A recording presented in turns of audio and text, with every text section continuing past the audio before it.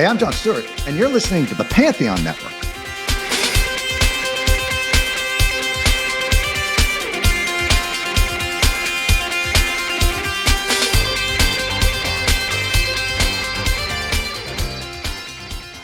Hey, I'm Nick DiMatteo, and welcome to Season 5, Episode 40 of Music is Not a Genre, MxG.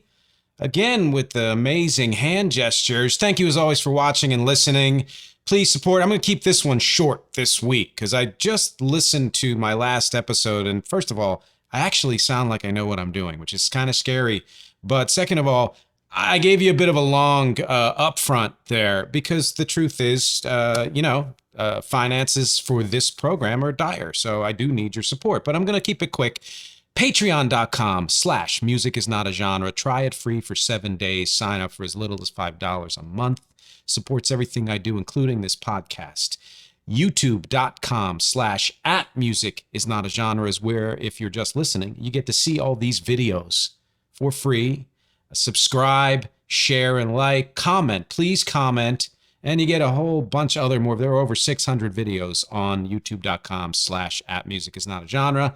And nickdimatteo.com is where you get everything else. Sign up, go to contact, sign up for my free newsletter. Also go to shop, where you can get 20% off t-shirts right now. Summer 2320, summer 2320. And real soon I'm going to be adding mugs. You get some discounts for that too coming up. And finally, please listen to and support my band REC, REC, at recarea.bandcamp.com. I think that's about as short as I can make it. Let's get to the topic this week.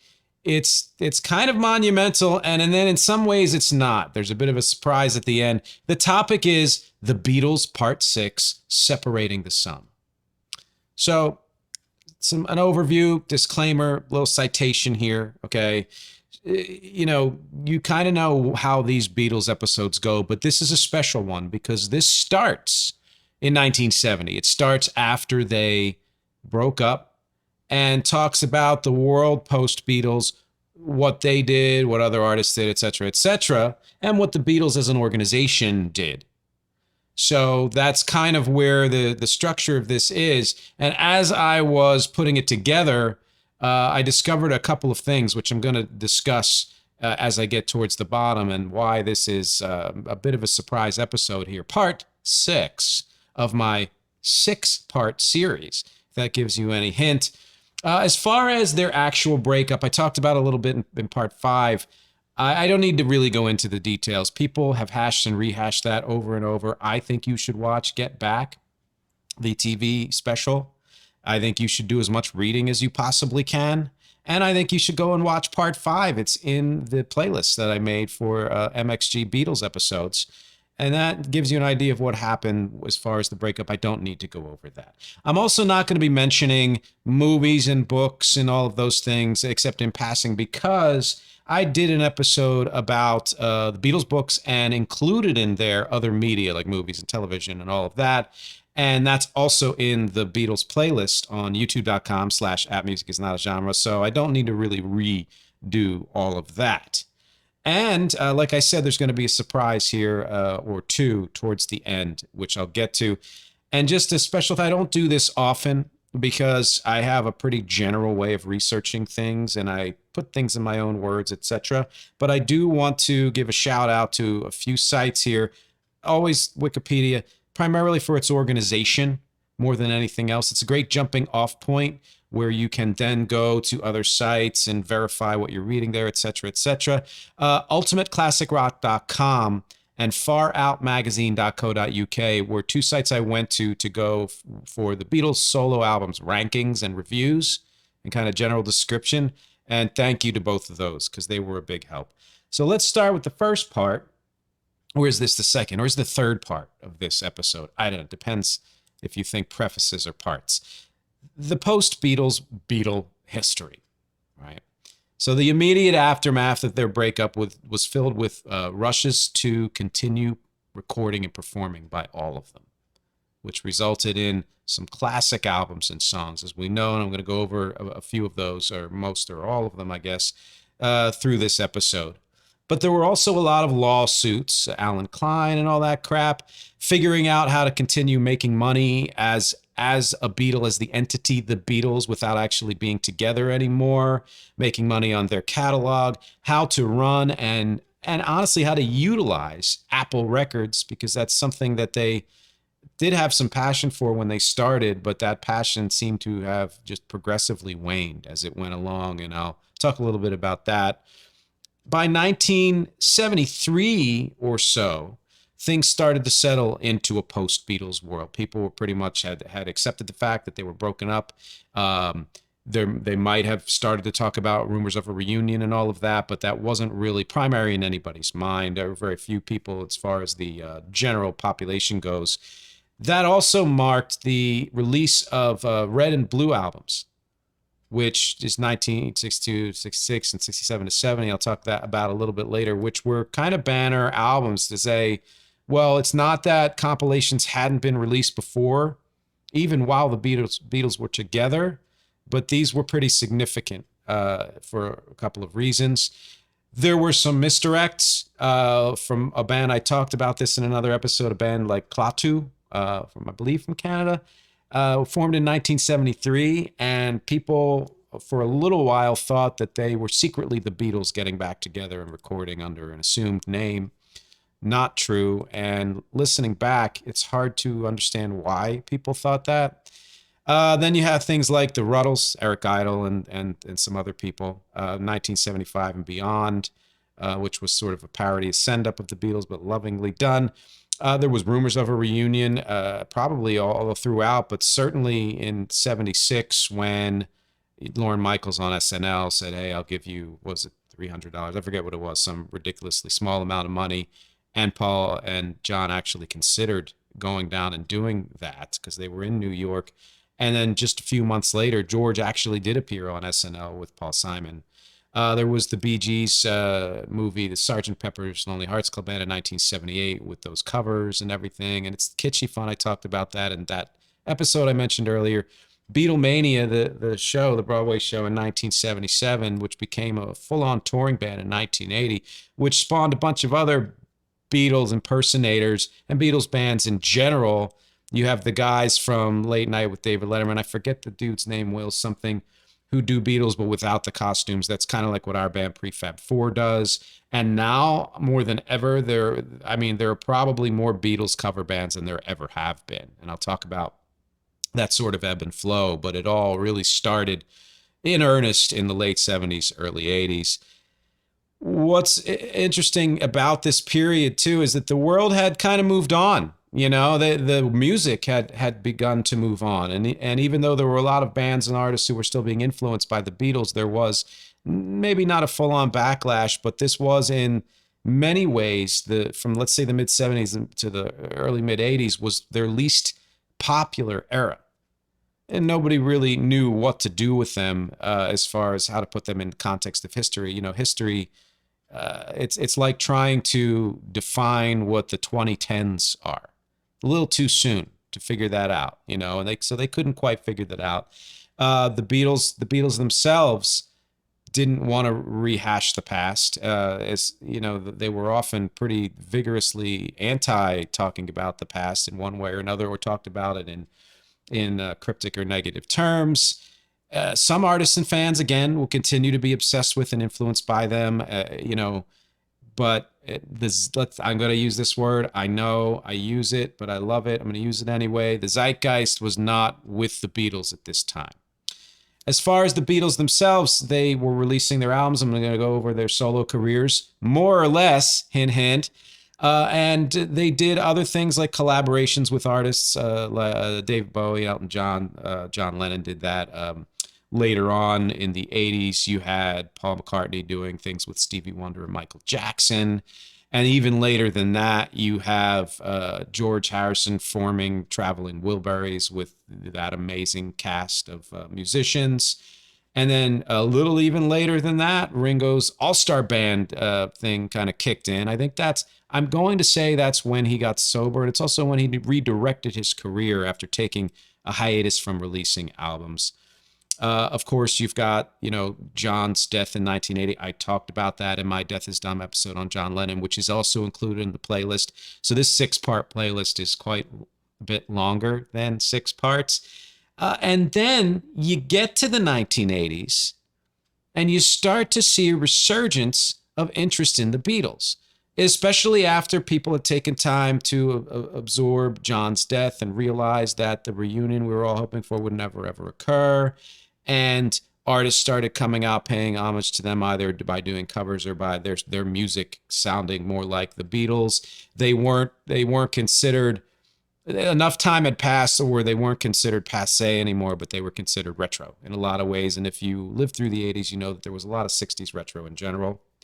So bands started reintegrating their influence more directly. And in fact, I contend that not any, but let's say Western bands or even beyond that, bands post-Beatles who had any knowledge of popular culture somehow integrated the Beatles, whether that was directly and overtly or indirectly through certain ways.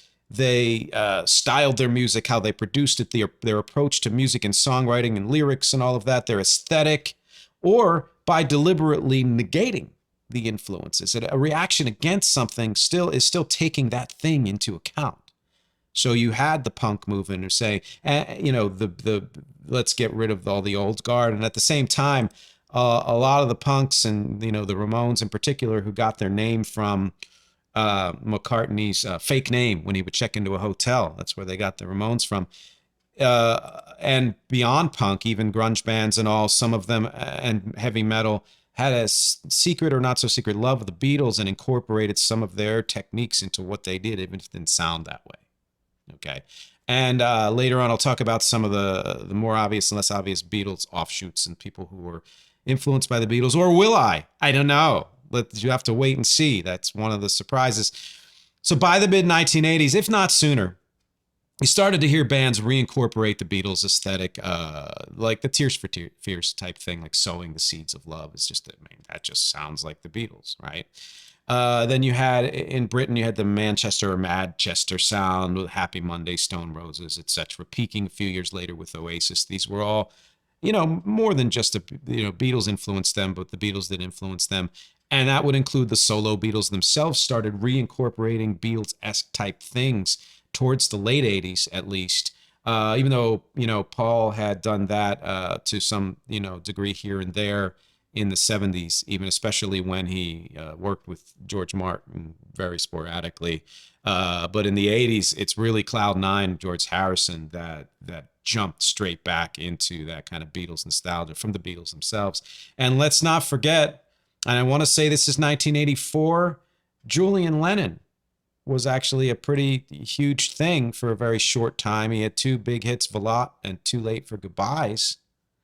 And I do want to spend more time on Beatles progeny, the offspring, later on to just talk about the different, what the different kids did, and especially the ones who are into music. Or will I? I don't know. You'll have to wait and see.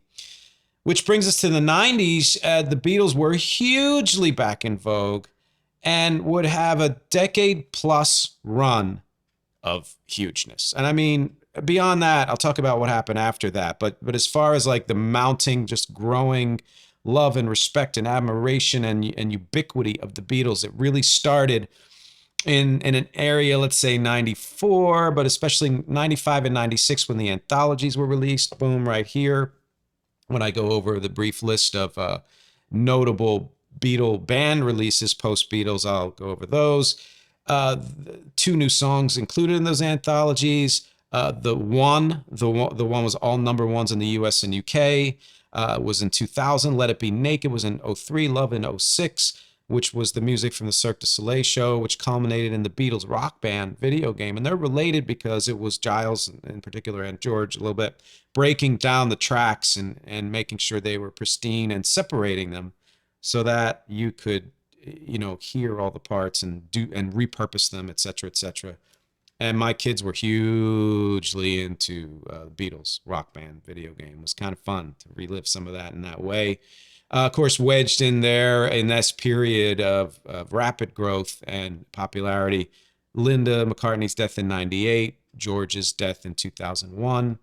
And then let's just shout out the most recent, I think, significant death, although there have been a couple of others, George Martin's death in 2016. In the 2010s, as you pass by this huge period of growth, which, let's say, like I said, went from like 95 to 09, you started to get kind of weird reimaginings.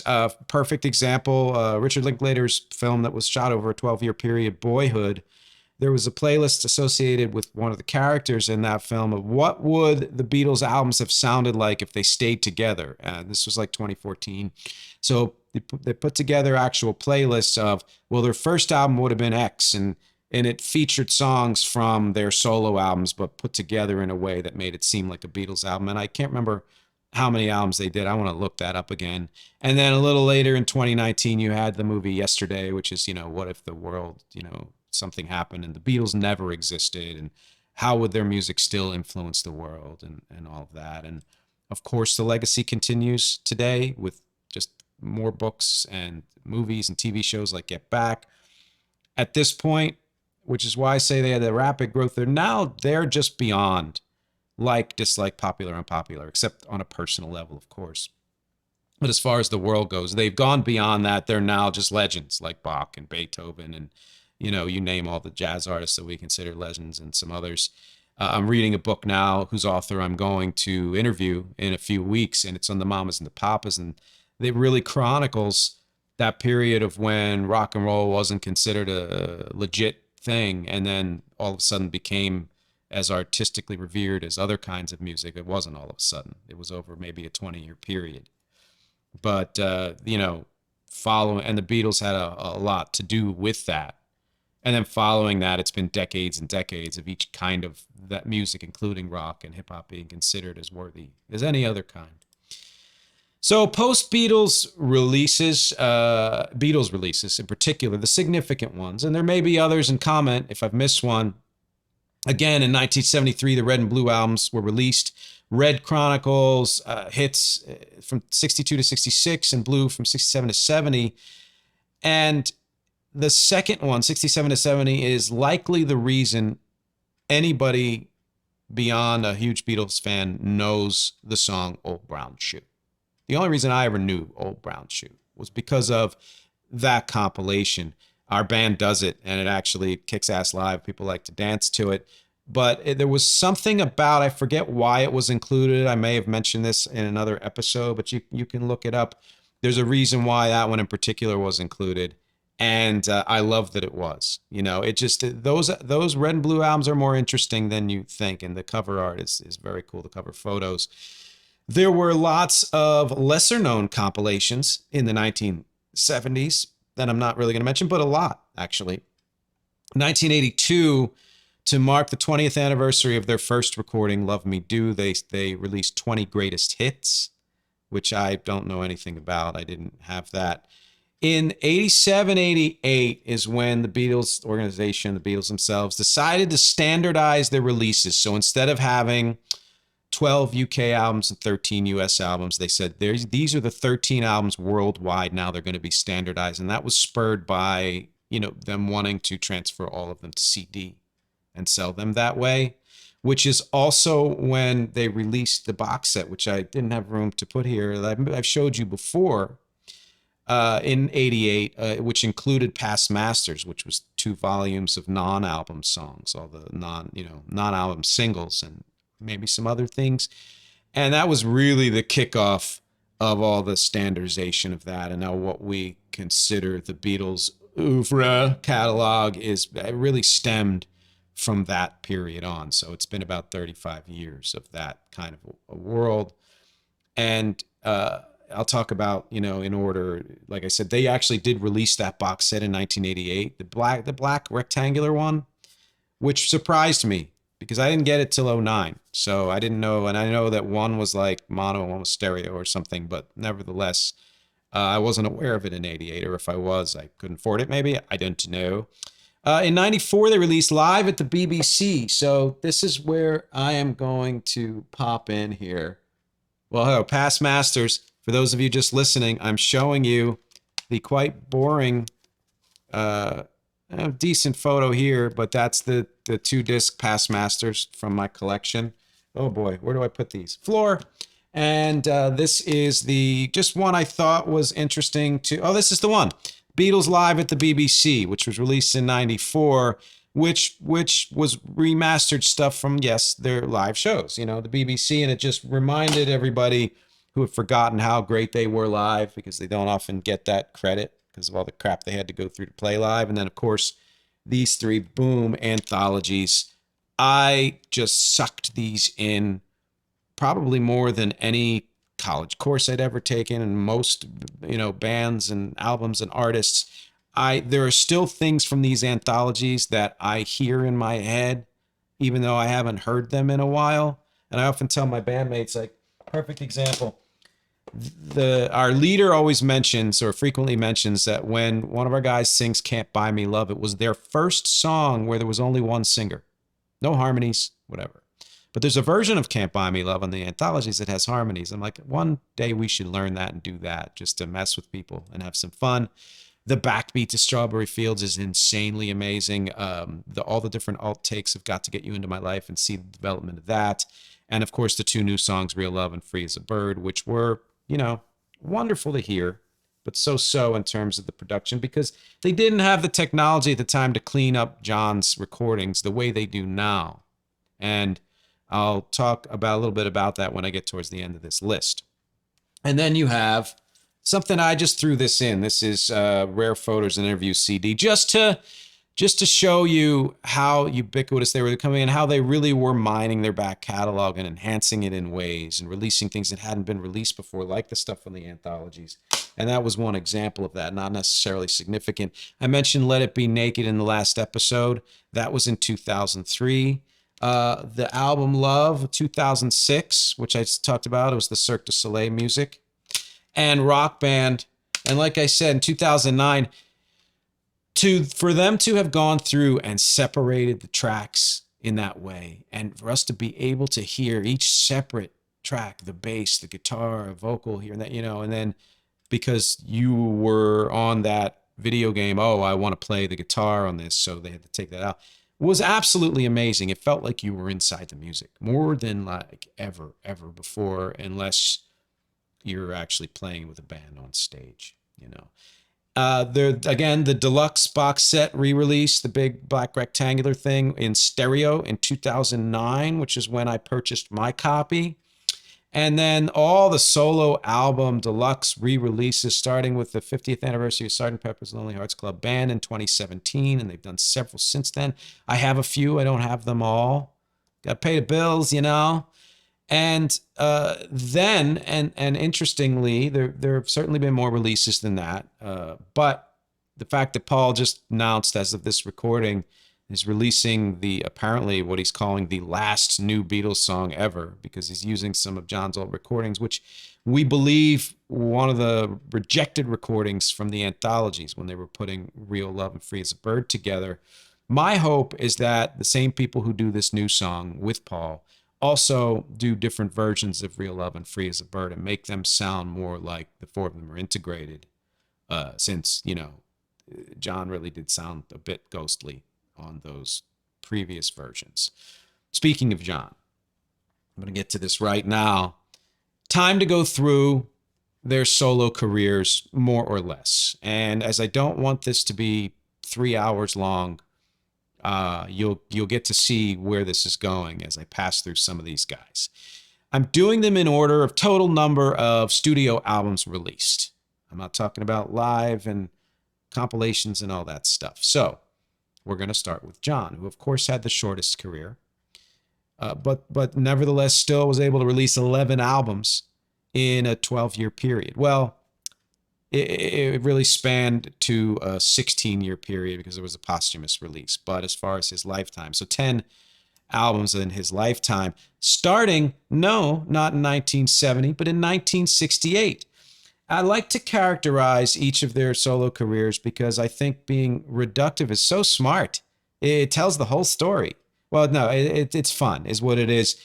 Obviously, there's more nuance to all of what they did, but I, want to kind of give my take on how I saw their solo careers. Jon's was full of inner exploration, raw emotion, politics, deliberately stripped down, which was interesting because that stripped down contrasted with his very crippling self-consciousness of his voice. So he would double his vocals and wash it and reverb, really more obscured than they needed to be. You can feel and hear the turmoil in the music and in the person through pretty much all of his music, at least through 75.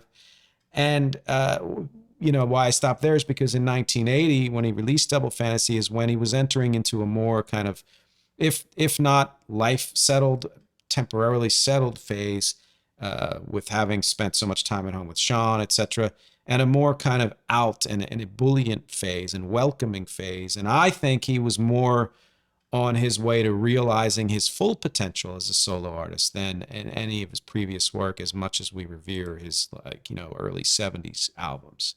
I think more things would have come in the 80s that would have blown us away. This is his discography. I'm just going to knock through the first three because they're of a piece. Unfinished Music 1, number 1, 2 Virgins, 1968. Unfinished Music number 2, Life with the Lions in 69, and Wedding Album 1969. We're all done with Yoko, and they're a trilogy of experimental noise rock albums. Interesting to listen to, just to get a sense of what he was doing and they were doing at the time, but nothing, you're not going to want to put it on repeat. And I think the reason he did this because he was still in the Beatles at the time. So he's like, I don't need to do regular music. I can do that with my band. Why don't I do something experimental? And then you had the first release, after the band, John Lennon Plastic Ono Band in 1970. Very raw. Mother, Working Class Hero, Isolation. Honestly, people often rank this as their favorite John Lennon or the best John Lennon solo album. And I understand why. The following year, Imagine in 1971. These were all on Apple Records, by the way. The title track, Crippled Inside, Jealous Guy, I Don't Want to Be a Soldier, Give Me Some Truth, Oh My Love, How Do You Sleep, Oh Yoko. And again, I'm going to say this, and I've said this in several episodes. If you take issue with Yoko in the way that many revisionists and misogynists do, you can shut this off now. Just go ahead. And if not, keep listening. I actually rank Imagine as his best album. I mean, that list of songs right there. It had a nice combination of rawness and polish. And I know in a way he didn't like the polish that much, but I think that was kind of a sweet spot, very early sweet spot for him. The following year in 72, again with Yoko, you had Sometime in New York City, which was a double album of recorded and live music. It was very political and had mixed reviews. Woman is the N-Word of the World was a very well-known song. Sunday Bloody Sunday, a song he had nothing to do with the U2 album, was written several years before U2's version. I thought that was of interest. The following year, Mind Games in 1973, also Apple. Title track, excellent. And this was a period where he was in probably some of the most turmoil ever. And I believe that his solo songs, I mean, Cold Turkey, and which came out earlier, and other songs, like that, and the collaborations at this point were better than his albums even. Walls and Bridges, 1974. There you go. Whatever Gets You Through the Night, which was his first number one solo song. And I love that song. I love that one. It's probably 1-2 with Cold Turkey as far as cool, solo releases. Number 9, Dream. Great. And they considered Walls and Bridges a bit of a comeback after Mind Games and Sometime in New York City, because neither of them did as well as Imagine or the Plastic Ono Band. And he follows it up with, I think it was a Phil Spector produced just reverb fest, Rock and Roll in 75. Apple, the last Apple, as far as he goes, release. Stand By Me is the one people always point out as being a good cover, but it's a cover of old rock and roll songs, something near and dear to his heart. And I love that he picked them, and they were interesting picks. I honestly just wish it was produced differently, because I don't think it does justice to the songs or to Lennon. And then the huge break, figuring things out, settling down into life. you know, Sean and Yoko and all of that, New York City. Hearing one of Paul's releases in 79 or 80 and realizing, oh, I want to get back in the game. I think I'm ready now, and gets all this material out and starts recording a couple of albums worth. The first one of which was 1980's Double Fantasy, with Yoko also contributing. And this is really the second ranked album for me, behind Imagine, I think. And you had songs like Starting Over, I'm Losing You, Beautiful Boy, Watching the Wheels, and so many others. And then you also had a song by Yoko, Kiss, Kiss, Kiss. It wasn't her only song on there, but it was, I believe, the B-side, Starting Over. And it was, I believe, the song that inspired the B-52s to create Rock Lobster. And is, again, you know, I've listened through to her catalog, and it's wildly varying and in many ways underrated because of the stigma she has. This is a perfect example of a song that was kind of post-punk, post-disco, weird but concise. It's something worth listening to. Don't overlook it. And then, of course, he dies, and there's material left over, and it took a few years to put it all together. And you get an album in 84, big year for the Beatles because Julian was out then too, called Milk and Honey. And so let me go through some of these. Well, actually, yeah. So Double Fantasy here. Okay. And Milk and Honey, they deliberately, you know, a similar cover, but in color. And they were like, yeah, this is, you know, just a continuation of what he was doing, Double Fantasy. And an album, and I think this ranks maybe third for me, or maybe fourth, but definitely in the top 3 or 4. It's underrated. If you haven't heard it, there's some great songs on here. I always loved, and I think this was kind of a hit at the time when it came out. One of the 2 hits, Nobody Told Me. Nobody told me there'd be days like these. And I'm Stepping Out was a very cool one. I think it was a minor hit. And then you have the perennial Grow Old With Me, which a lot of people have covered, and people have, you know, weddings and stuff like that. Look up Milk and Honey. It's worth it. Which brings me to the next person. Oh, let me just go through, what was this? One more. This is the John Lennon collection that I have, which I think is where I started before I got some of the other albums. I had heard things when I was a kid, but I didn't go out and buy it all. This is pre-streaming. I tend to start with greatest hits for people I'm not sure I want to delve into them, and that was the same case here with John. Partly because I always had kind of a side eye for his solo work because of the inconsistent release schedule and inconsistency of purpose and stuff like that. That which is obviously just my opinion, but that brings me to George. So George released 12 albums, and this is just the beginning of some rancor that I'm gonna let out, and it's gonna happen. You know, this is a troubled person, possibly in some ways more troubled than John.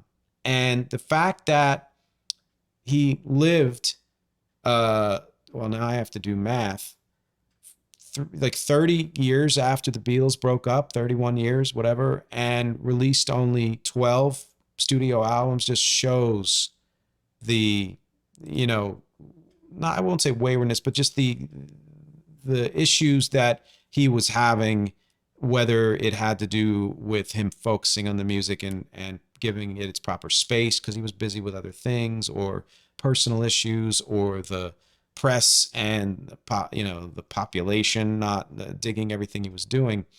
I think there was a lot of bitterness in him. I think he was constantly struggling for inner peace and love, and that's a struggle we all go through one way or another. It was a very open struggle for him, which I do respect the openness. I think a lot of what he did was backward looking. There was, maybe some difficulty letting go of the past. His autobiography that he released after, wrote before, but I think released after Lennon had died, just, can be acerbic at times. I think that overall he was somebody whose songwriting brilliance was never fully fleshed out. You could probably mention 20 songs that were just amazing and legendary. And that's something that any of us should, respect and be jealous of if you're a creator. And at the same time, this is somebody who could have had 80 songs that were revered. But I think that, and I'll talk about this later when I go into my conclusions, it was easier for him to focus when he had direct impetus and support and competition from the Beatles bandmates. So his discography, again, didn't start in 1970, started also in 1968, and you get Wonderwall music, which was actually the first ever Beatles solo album, even before John Lennon's album. It was soundtrack to the film Wonderwall, and of course, where Oasis got the name of their song. Deep cut. I don't think I knew it at the time when that song came out, so good on them. 1969, he releases an experimental album, Enamored with the Moog synthesizer, which, I mean, so many people were, including McCartney and the bands that used that. I love that sound and where it went after that. Relatively new at the time. It was an album called Electronic Sound in 1969, and it's just track on side A, what is it, 18, 20 minutes, whatever, track on side B, also of a similar length. Experimental. I have not heard it. I'm curious to hear it. If you've heard it, let me know what you think of it. Which brings us to likely the best first Beatles solo album post Beatles, or really even pre, and that is All Things Must Pass in 1970. And not only is it the best, it's the triple album. An absolute magnum opus. Is somebody who, we said this before, bursting to get a lot of things out that he didn't have the space to get out in the Beatles. And I'll just list some of the good songs. My Sweet Lord. I'm not talking about that lawsuit. If you haven't heard about it, look it up. Wah Wah, Isn't It a Pity? I love What Is Life, was my fave as a kid. I loved that song. If Not For You is a great Dylan cover. Didn't know it was Dylan until, I got older. Beware of Darkness, beautiful. And All Things Must Pass, beautiful. And so many others that I'm like Apple Scruffs and all. Just so many things that I'm completely forgetting, and absolutely worth listening to front to back, to back to front to front to back, because it's a triple album. And that must have exhausted him, because it took 3 years for him to release another album. 1973, he released Living in the Material World, which was another critical hit and had some hits. Give Me Love, Give Me Peace on Earth, was it. And it was both very religious and very political. This was when he was doing like Concert for Bangladesh and all of those other things. And just I think this showed, A, that he still had a lot of good in him, and B, this was sort of the end of that initial run of great stuff. And C, part of it was because he had so many interests that it divided his attention, which did, again, happen. It happened with John as well in a different way, and didn't really happen with Paul, which is interesting. The year later, you have Dark Horse, 1974. And this is one reason, really anything after All Things Must Pass, I'm not a huge fan of his 70s work. It's okay. There's a lot of okay. And there's some great too. His cover, Bye Bye Love, cover the Everly Brothers song, was good. I don't know the album that well. I like that they got his nickname from this album, and that's kind of cool. Then you have, and it's a very personal album, and it shows his love affair with 1950s music, just the way Lennon had, and all of them had, really. Extra Texture, 1975, read all about it in a subtitle, was the last original studio album released by Apple. After this, Apple became a catalog, record company. They released, previous recordings, etc., etc. The last brand new album released by any artist on Apple Records, very short run for, a record label. 1975's Extra Texture, read all about it. You is a good song. And so again, I wish I had more enthusiasm. I've listened to all of their catalogs all the way through. And I want to hear from fans who is George is their favorite solo artist, or Ringo or John or what have you, who disagree with me, or even Paul. because I like to know why. I like to get more of a sense of what it is that attracts you to them. And I think part of it, and I do actually think this is a good thing, and it's similar to McCartney's first solo album, is that if you are almost deliberately being not super fully fleshed out and finished and polished, there is a sense of humanness to you and approachability, so that people who have that sense within them, where they like music that is so vulnerable, it's in some ways not fully completed, then you could identify with an artist like that. And that totally makes sense to me. That is me only in small percentages. 33 and a third, 1976. And I will say this, I love all of his album titles. Love them. I absolutely, they're all compelling. 1976, it was sort of a comeback, sort of like Lennon's sort of comeback, only after a couple of years and an album or two that wasn't that big of a hit. This song and Crackerbox Palace are two songs I like from that album. And I think overall I remember liking the album in general and thought, oh, there's some perk in here. And then another 3 years pass and you get George Harrison, the eponymous album. A strong album, a solid album worth listening to. Not Guilty is my favorite on there. And if we've been following history, we know that that was something that I believe was pitched during the Let It Be sessions, or Get Back or Abbey Road or any of that, and was not either not finished at the time or not considered to be a Beatles thing. So he sat on it, releases it in 1979. It's a very good song, just a really good song.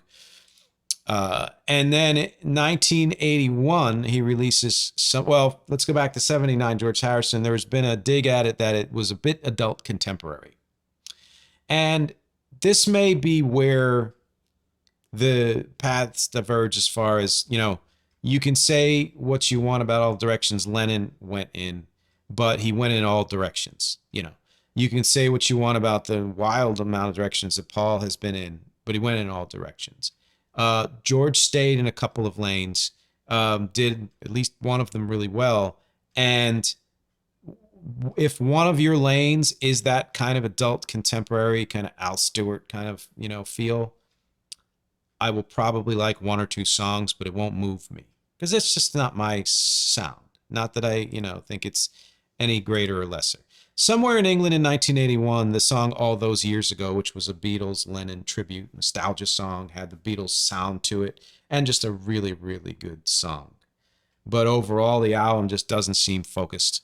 And it's partly, I think, because he was still really at the time heavily into movie production. He had started Handmade Films. He had helped the Python people do their things, both during and post-Python. In fact, his next album, Gone Tropo in 1982, while he was still heavily into the movie industry, Time Bandits came out that year, and the song Dream Away, which was the theme to that, was on Gone Tropo. And I remember liking the album better than what the critics said. And I think it's because he was settling into a groove that, while it wasn't, again, my favorite groove in the world, at least seemed pretty, solid and self-assured. And that song, Dream Away, is a good example of that. But critics didn't love it. Neither did the people. So he took another break, this time 5 years. Certainly wouldn't be his longest. Cloud 9 comes out. Here we go. Boom. Now, this is one of my oldest CDs because I bought it when it came out. I was absolutely flipping crazy over this album when it came out because at the time, for my, coming of age and it being in those years, was probably the most significant Beatles solo album, or the first most significant Beatles solo album for me, and an absolutely huge comeback, just a monumental comeback. This Is Love is a great song. When We Was Fab, great song. Got My Mind Set on You, cover, great cover. We've done that in the band. We've also done My Sweet Lord, I think one or two others. We do some of their solo works now and then. But just really reinvigorated his music career in a public way and in every way. And that led him into, right after that, kicking off Traveling Wilburys with, Tom Petty, Bob Dylan, Jeff Lynne and Roy Orbison. I guess two of them are still alive, right? Jeff Lynne, Bob Dylan. They're not just worth mentioning, even though they're collaborative efforts. They have George written all over them, and it shows how he is always and had always been at his best when he was surrounded by talent and compelled to step up to that and less pressured to deliver on his own. He's like, I'm contributing here and I'm stepping up this song here and I'm writing this whole song here. And it just, you can feel the vibrancy. Volume 1 released in 1988, which I think I have on vinyl. Handle with Care and End of the Line. Volume 3, in 1990, even though it was their second album. Funny. She's My Baby and Inside Out. And I really think that these albums contain some of his best post-Beatles work. I really do. And then we get another break. If you want to count Wilbury's, it's a 12-year break. If you just want to count his own work, it's a 15-year break. I don't know what was going on at the time. I know a lot of it was anthology related and passive aggressive stuff going on as far as hot and cold on his own work and career and wanting to just, I guess enjoy life maybe. Who knows? You get this album, Brainwashed. It's as beautiful as the packaging. I was recording an album at the time that he died, which was shortly after 9/11. And remember being devastated, although we saw it coming. And then the album comes out the following year in 2002, and it's beautiful. It really probably ranks to me top 3, maybe top 2 of George albums. And it honestly might be his second best overall album, behind All Things Must Pass. Any Road, I love that song. Brainwashed is great. Between the Devil and the Deep Blue Sea is just a sublime cover, and you can hear him so well in that and the fun he's having. And really the whole album is him just kind of saying, this is me, I'm letting go, I'm just enjoying doing the music. And you kind of wish that all the inner struggles that he had ended sooner, because the energy that he had on this album would have carried him through so many more albums prior to that. And that song in particular, Between the Devil and the Deep Blue Sea, was, I think, the one on the album that made me tear up, because even though it's a cover, you don't understand how George it is and how much of himself is in there. Which, let me show you this then. For those of you just listening, I'm showing people George Harrison Let It Roll, which is a hits compilation. I enjoyed this. There's a nice booklet in here, which is crackling because it was another victim of the flood we had in 2021, but still decent, worth looking up. Which brings me to number 3 as far as number of releases, and that's Ringo. Released 20 albums starting in 1970, and then 3 recent EPs that to me amount to 1 album, so it's almost like 21. I characterize him as somebody who was just doing what he wanted, just wanting to be involved in music, just wanting to be involved in recording and bands, aiming to please. His love of music was paramount. He's not always, that's not true. He's gone through a lot of ups and downs and, alcohol and all that stuff and personal things, but has really grown to be this, letting out his hippie-ishness. To me, as far as lyrically, it borders a little bit on foregone conclusion / preachy, which I like what Bono said in his book, and I think in interviews, that he likes songs that are kind of chiaroscuro, that question things, that have the darkness with the light, that makes both of them stronger, I love that Ringo always injects humor into work he's doing at every stage of his career. But again, it's best, I think his work has been best when he's let in a little bit of doubt and darkness, because it makes the brightness shine even more. Discography, again, starting in 1970, you get Sentimental Journey, and which to me is in many ways the real Ringo, and almost to me characterizes all the rest of his career subsequent to the mid-70s. Even though it's covers, it's the way the covers were done, it's sentimentality. I mean, the perfect title for the album covers some Sentimental Journey, Bye Bye Blackbird, It seems to me kind of lackadaisical in a lot of the ways his recordings can be. What's interesting though is only one of 4 full albums from the solo Beatles that was produced by George Martin.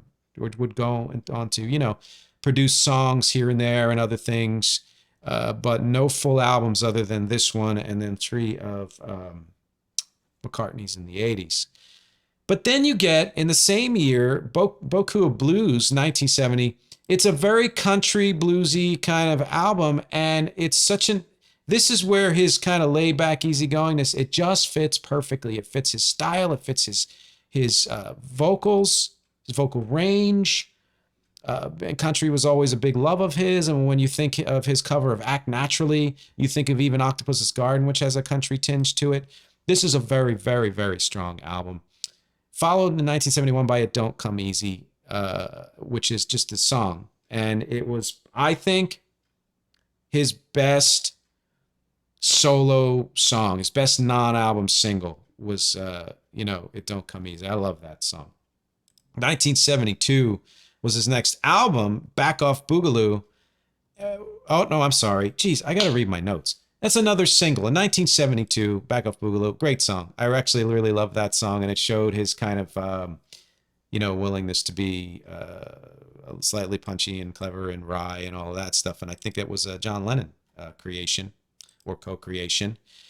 So that means that his next album following Beaucoup of Blues didn't really come out until 1973, and it was called Ringo. And this to me is what starts, or is, if you count Beaucoup of Blues, it's right in the middle of, but definitely starts his strongest period album-wise. You have the song I'm the Greatest, which was a Lennon song. Photograph. I mean, you can't beat Photograph. Oh My. Step Lightly, which would show up later on another album as well. And one of my favorite albums of his, along with Goodnight Vienna in 1974, also very strong. And I think that was also, I want to say that was another John Lennon co-creation, Goodnight, the title track, showing more of his kind of quirky, funny, weird side. Snookeroo.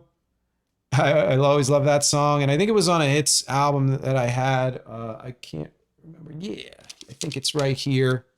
Photograph, the very best of Ringo. I think it's on this one.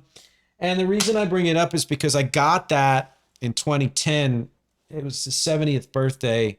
And that year I'd taken a couple of my kids to see him live. And Paul showed up for the song Birthday, of course. And I think maybe one other song. And this was at Radio City.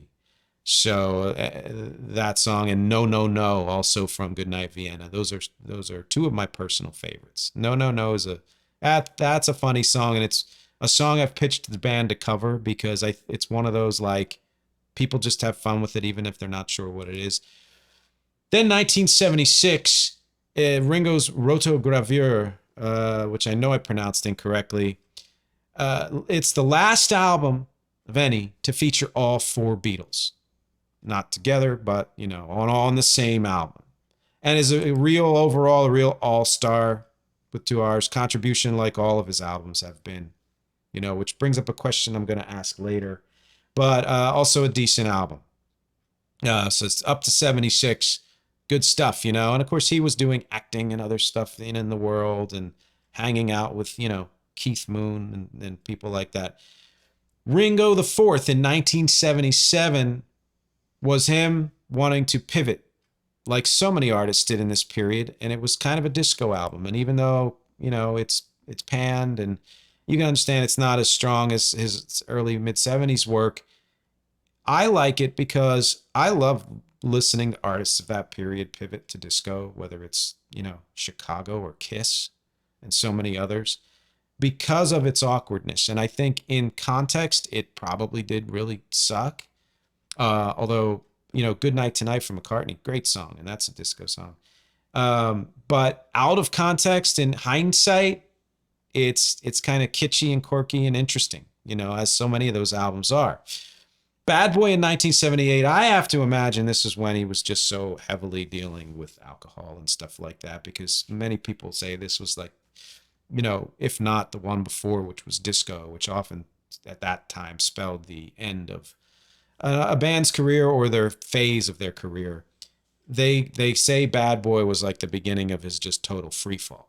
Then he took a break, 1978 that was. In 1981, Stop and Smell the Roses. So, it's like when I did the James Taylor at the beginning of this season and showed how he was dealing with, substance abuse as well. And in the 80s started to inject more optimism into his work, which led to just a resurgence in his career as far as his songs getting just deeper and more personal in many ways.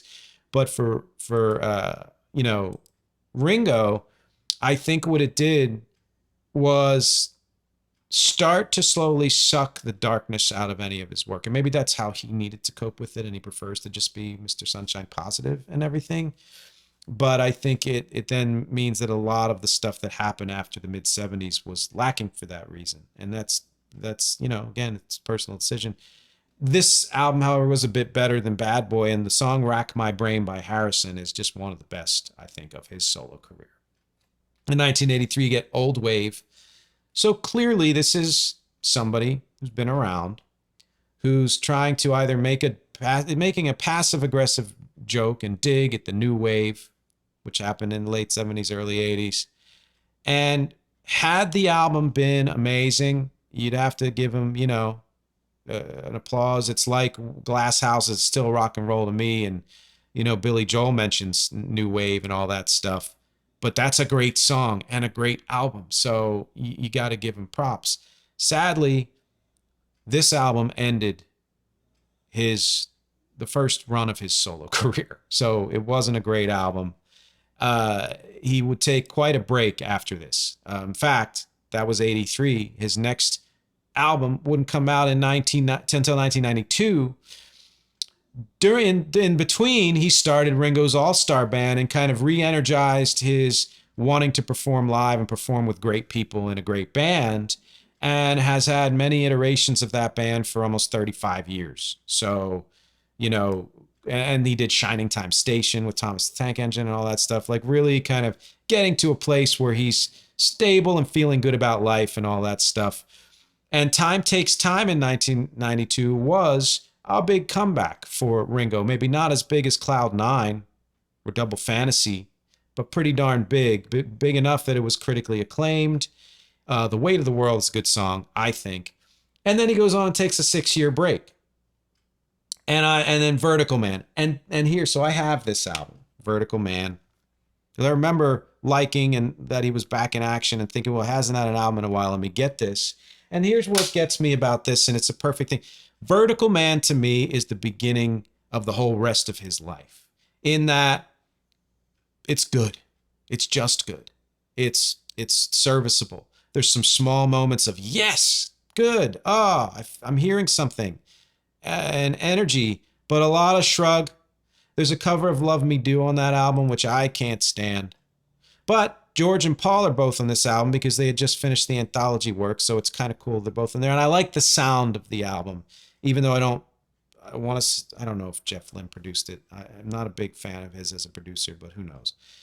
99, didn't know this album existed. I Want to Be Santa Claus. And I'm always willing, like with the disco thing, to explore an artist's, venture into Christmas music. Because chances are there's at least one song that's good enough that's going to go on my massive playlist. And that one would be his version of Christmas Time Is Here Again, which was a Beatles bonus song for fans only in the 60s that they never actually recorded. They just kind of sang into the mic or whatever. He finally recorded it. And I'm so glad he did, even though it's not the perfect version of it because it's not all the Beatles. I still like that it was finally laid down. Ringo Rama came 4 years later in 2003. So a lot of breaks. Same thing. Never Without You is a good song. It may even border on very good, but, album. Choose Love, 2005. The title itself just shows you why I don't fully jibe with what Ringo does as a solo artist. As much as I do agree with that, and the whole peace and love, I absolutely agree with it. For that to be the main and often sole message that you're putting through your music, it really, I don't think it drives the point home in the way that you want it to, because it has a bit of a foregone conclusion, preaching this kind of thing. I can't understand why someone of his stature doesn't just find people who can write better songs. I mean, there have been, like Pops, I said, flashes of goodness. And I know he likes to be intimately involved and likes to write his own music and songs and all of that stuff, as he always has, really. But then make the rest of the albums, from people you have access to, amazing songwriters. Even if Paul doesn't want to write a song for you every damn album or whatever it is, so many amazing songwriters. I don't get it. Liverpool 8 in 2008, a bit better, but Why Not as the last one of his I bought on CD. I remember liking this again because that's the year we saw him in concert, and I played it for the kids. Title track is okay. Walk With You with McCartney is decent. But like I said, I think I like it more than the critics do because it's just sentimental value. Ringo 2012, I'm not going to tell you what year that was released in. Think It Over, very decent cover. Step Lightly and Wings, redo of older songs of his, also decent. And the album itself, decent. Postcards from Paradise 2015, I don't remember that album. 2017, Give Me More Love, slightly stronger than Postcards, but I also don't really remember it. What's My Name in 2019, I was kind of excited for because I thought he's punching it in. Dave Stewart from the Eurythmics, been working with him for a while. I think Colin Hay from Men at Work, you get the hopes up for any Beatle release, and then you're like, I don't understand how detached you must be from, the variety and breadth and depth of music creation as it is and has been, to have so many just insanely cheesy lyrics. But I love the spirit, and I think that's why people love him, because he has such an amazing spirit, and he's an amazing drummer, and you love his voice no matter what, and he's comforting, And then in 2021, 2022, released 3 EPs, Zoom In, Change the World, and EP3, which I took in, and I liked some of the production values and a couple of the songs. I think the last one is the strongest of the 3. But I couldn't tell you what any of the songs' names are, other than, I guess, a couple of the title tracks or how they sound. Which brings me to person number 4. And if you're watching the clock, you'll get why I've had some surprises in store. I'm going to take a very vocal drink for you listening. All right. Paul, 26 solo albums, 19 with himself and 7 with Wings. That doesn't count side projects like one-off collaborative singles with people like, Stevie and Michael Jackson, Kanye and Rihanna more recently, and so many others. Doesn't count as orchestral works. It doesn't count Liverpool Sound Collage, The Fireman. I forget which one, Electric Arguments. I don't remember. But he's more prolific and one of the most prolific people, I think, and most consistent people, and certainly the most consistent Beatle, regardless of how long, even if his career had been short, still more consistent than any of the others. No long breaks. He's someone who I think was proving to himself that he was still good and still worthy, and proved it to the world, certainly in spades. You can tell he's having fun with everything he does, no matter what type of song it is. He's always been observational. He's said that before. He likes to write third-person songs and songs that aren't about him personally, although he's done some personal stuff. Sometimes his music goes on to the saccharine level, but that's what Silly Love Songs is about, and so he owns it, and I like how he owns it. Paul, to me, is the Stones of the Beatles. Does that make sense? Yes. Why? Because he's always working. He's always performing. He's always putting out new music. He is a journeyman. He's veteran longevity. Nothing stops him. Same way the Stones, right? So, discography. Pause. No. And I'll tell you why. I can't do his discography because it's too long. And if I started it now, this would be another hour, this episode. So I've decided 2 things. One is, this 6-part series is not going to be 6 parts. I'm going to include a full episode on McCartney's solo work. And 2 is, I want to talk about Beatles bands and artists that were influenced by the Beatles, including, hell, Prince, in his like Around the World in a Day and period and all that, if not more. And that, to me, warrants another separate episode. So it's not 6 parts, it's 8. It may be more if you include the previous episodes on books and John Lennon and other things. It's even more than that. I'm not going to mention anything about Paul's solo work. I don't even have it here in my diorama because it's just too much. So let's get to the last things, which are conclusions. I talked about, I'm not going to talk about the Beatles' legacy. Boy, oh boy, I have to do that in another episode. Or even bands that tried to be as big as the Beatles, or other artists that came close to being as big as the Beatles, but why no one has really been able to replicate what they did. Another episode for that. Conclusions. Of course, none of their solo music could fully live up to the wholeness of the Beatles, because that's why I say separating the sum. The whole's greater than the sum of its parts. But some of it equaled some of the Beatles' work, and a lot of it came really close in a way that if the Beatles never existed and it was just their solo work, they would still be superstars, And there's so much of it from all of them is worthy to varying degrees. We can't fully separate the sadness of their never reuniting and of the Beatles not existing anymore, which is what makes it hard for some people to judge objectively their solo work, and I completely understand that. Something that came to me last night that the reason, I think one reason why, and this is true for so many artists, is why collaboration is so important, is that they as solo artists, they sometimes would seek out somebody to collaborate with or check them or whatever, but they generally didn't have to answer to anybody. And you could tell they lacked that indulgence check that each other gave them when they were in the band. They lacked the bullshit detector that never let somebody go too far into their own hole. Where, I'm going to, it's getting better all the time. Can't get no worse. A perfect example. That's such a collaboration there. And so they were free to indulge as much as they want and explore, which I think as an artist you have to do, but it doesn't necessarily bring out your best work. Paul would dig down more into sentimentality, but he was somebody who I think of the 4 self-checked more than anybody, which is why he's been in so many directions. And I model a part of my career after what he's done because he doesn't stay in one lane. And he's like, I've done a little too much of this, I'm going to do this instead, and that's the best you can do when you don't have somebody like John at your side.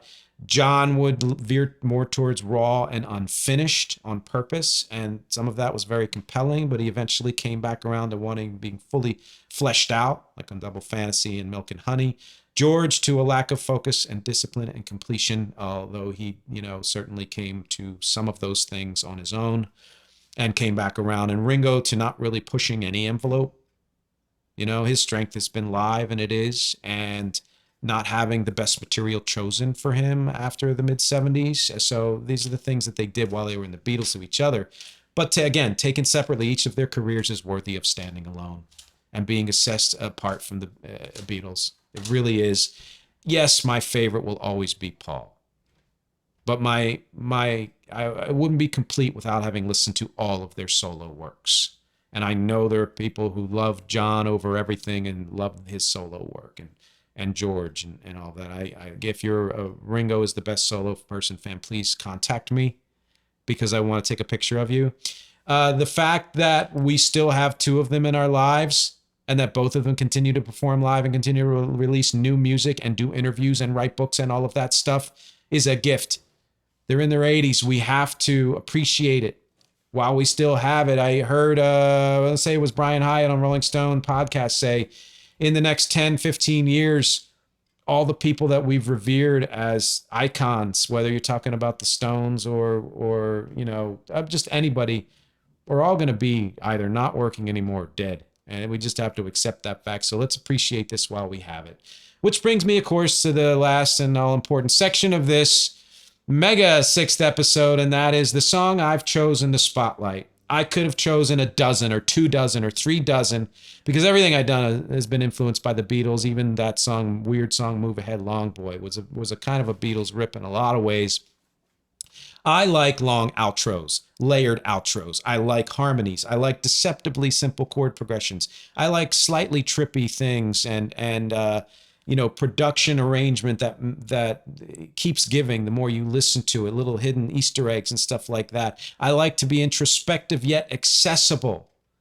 I like to have that artistic bent yet still try to get the message across to people. I like a willingness to explore and to not stay in one lane.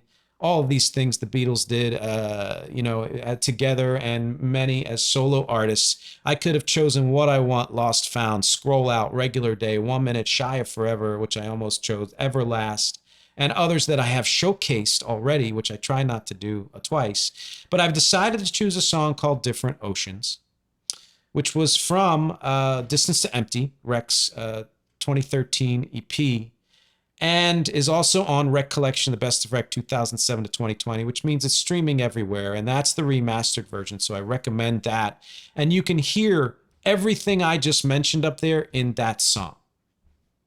The light and the darkness, the breadth and depth, and the long outro, and all of those things you can hear in the song, which you're going to hear in the next 30 seconds. Are you into any of the Beatles solo music? If so, who's your favorite? Are you old enough to remember hoping that they would get back together and what it felt like when you knew they couldn't ever again? Do you feel that they deserve the praise and legendary status either as a full band or as solo artists at all? And why? Can you think of examples of how their influence has spawned not only other bands, but other full genres? I want to know all the answers to all these questions because, as always, my objectives here are music, conversation, and connection. Thank you so much for hanging with me for this not last part of my 6-part Beatles series, and I'll talk to you next week.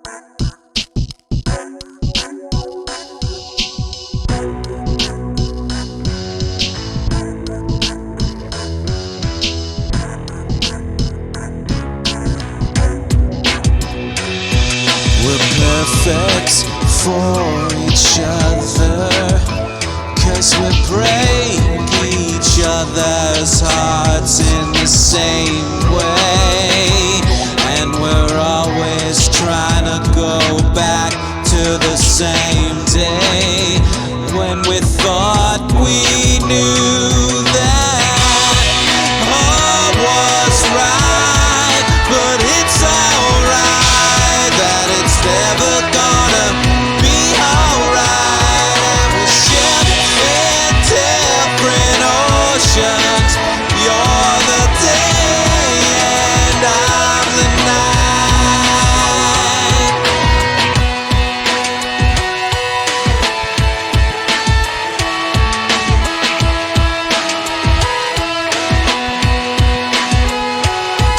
The dream that put us together and the world that pushed us apart are the same pain, and we both wish we could get back on the same train that took us to win.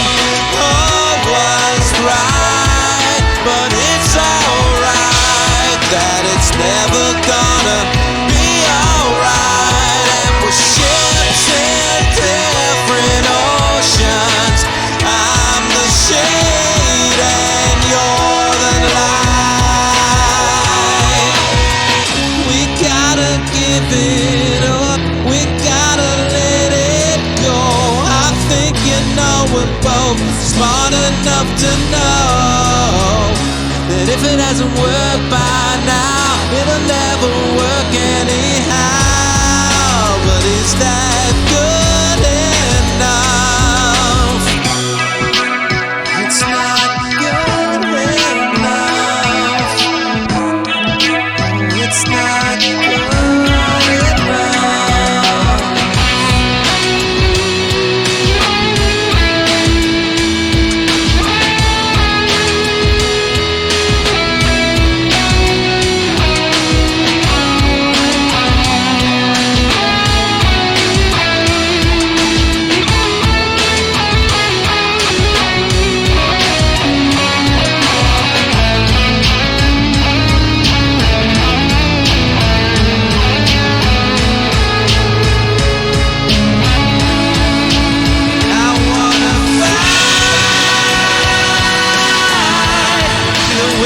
get it right.